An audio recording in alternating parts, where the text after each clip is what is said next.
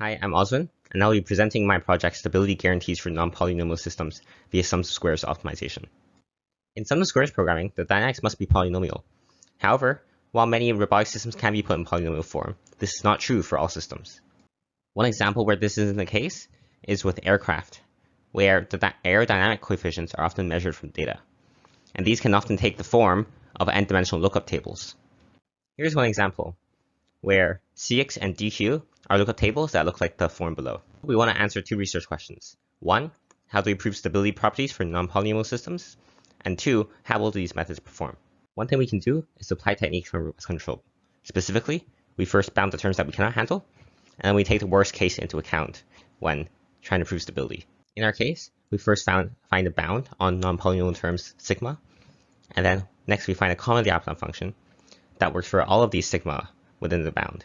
However, we need to be able to bound the non-polynomial terms. And one idea is that we can use tools from neural network verification to do so. These tools take in an input bound in the form of box constraints, and they will spit out an output bound, also in the form of box constraints. However, there's another issue, which is that for additive perturbations, the fixed point actually moves. And so we cannot find a robust region of traction.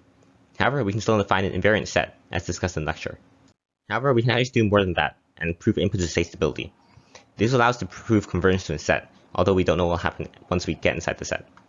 There's another problem, which is the scaling with respect to the problem size.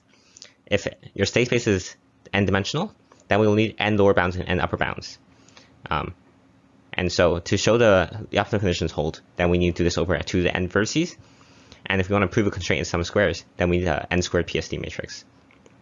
And so this will lead to approximately n squared times 2 to the n variables. And this scales very badly in n.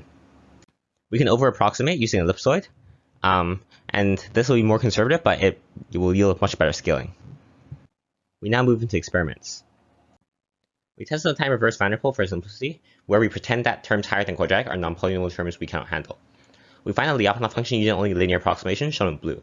Then use our method to find an invariant region that holds in a true system, using only the linear system of the Lyapunov function, shown in yellow. We can see that the method works, but the set is quite conservative. Finally, we compare how the polytopic and ellipsoidal methods scale with problem dimension by stacking multiple decoupled van der Pol oscillators together. The polytopic methods quickly get stuck and fail to solve problems with moderate problem sizes, while the ellipsoidal methods can scale better to larger problem sizes.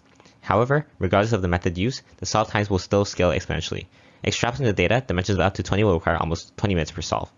Looking at how rho varies for each method compared to the optimal rho found using the true dynamics, we see both methods become more conservative as problem size increases.